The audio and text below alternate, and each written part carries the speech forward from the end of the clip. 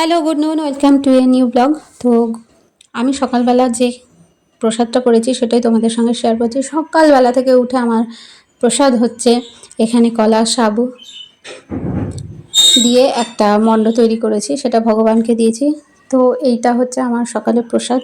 দেন আজকে হচ্ছে আমার মা আসবে বলে একটু প্রিপারেশন নিচ্ছি আজকে কি কি করা যায়। তো আজকে করব হচ্ছে ডাল, কাঁচকলার কোপ্তা কারি, আর সেকেন্ড হচ্ছে করব হচ্ছে পনিরের কাবাব। তো যাই হোক, তাড়াতাড়ি করে সকালবেলা প্রসাদটা পেয়ে নিলাম, এরপরে যেতে হবে রান্নাঘরে।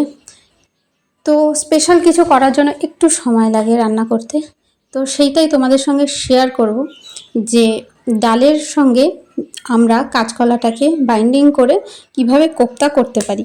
এটা আমারই টোটাল নতুন ইনভেনশন রেসিপি, যেটা তোমাদের সঙ্গে আমি শেয়ার করলাম। আচ্ছা, কাঁচকলা প্রথমে সেদ্ধ করে নেবে, ডালটা বেটে নেবে, বাটার পরে এর মধ্যে দিয়ে দেবে হচ্ছে কাঁচা লঙ্কা, হলুদ, লবণ, ব্যাস আর কিছু লাগবে না। তারপরে কাঁচকলা আর ডাল বাটা একসঙ্গে মেখে ভাজবে, তাতে কোপ্তা তৈরি হয়ে যাবে। এই কোপ্তাটা তোমরা যে কোনো টাইমে স্ন্যাক্স হিসাবেও খেতে পারো, আর এটা কিন্তু অনেক হেলদি। বাচ্চারা যে কোনো টাইমে এই রকম কোপ্তা দিলে একদম চেটেপুটে খেয়ে নেবে। তার মধ্যে তার ওপর যদি তোমরা একটু চাট মশলা, একটু আমচুর পাউডার দিয়ে দাও, তাহলে তো কথাই নেই। আর তারপরে বলে দিই এর জন্য কি কি মশলা লাগছে। আদা জিরা বাটা, ঠিক আছে, লঙ্কা, গুঁড়ো লঙ্কাও দিতে পারো, কাঁচা লঙ্কাও দিতে পারো, যেটা যার যার চয়েস। যেহেতু আমার বাড়িতে কাঁচা লঙ্কা হয়, আমি কেন বলবো, তোমরা হ্যাঁ শুধু কাঁচা লঙ্কাই ব্যবহার করবে, শুকনো লঙ্কাও দিতে পারো, তাতে কালার আসবে। আমার বাচ্চা খেতেই পারে না, সেই জন্য আমাদের আর কি দেওয়া হয় না। তো তারপরে হচ্ছে টমেটো মাস্ট কালারিংয়ের জন্য। তারপরে গোলা গোলা করে এই কোপ্তাগুলো ভেজে নেবে।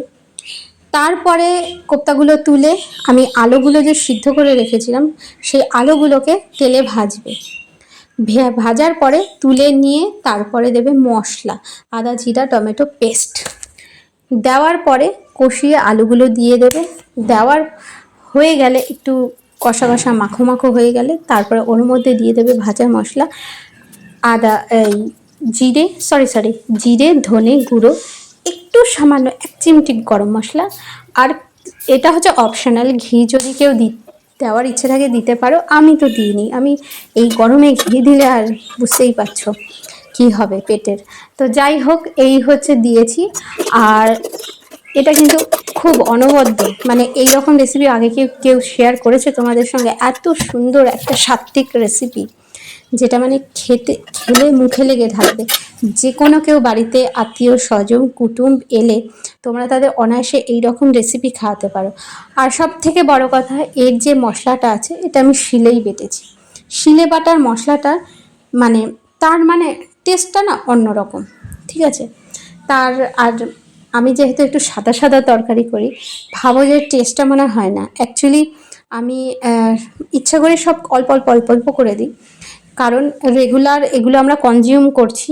তো পেটের কি অবস্থা হচ্ছে তোমরা বুঝতে পারছো। কিন্তু যেহেতু বাড়িতে কুটুম আসে, তাকে কিন্তু এই সাদা তরকারি মানে সাদা রসা আর খাওয়ানো যায় না। সে বলবে এ বাবা কি তরকারি রান্না করেছে, নাটশিকটাই আর নেবে না।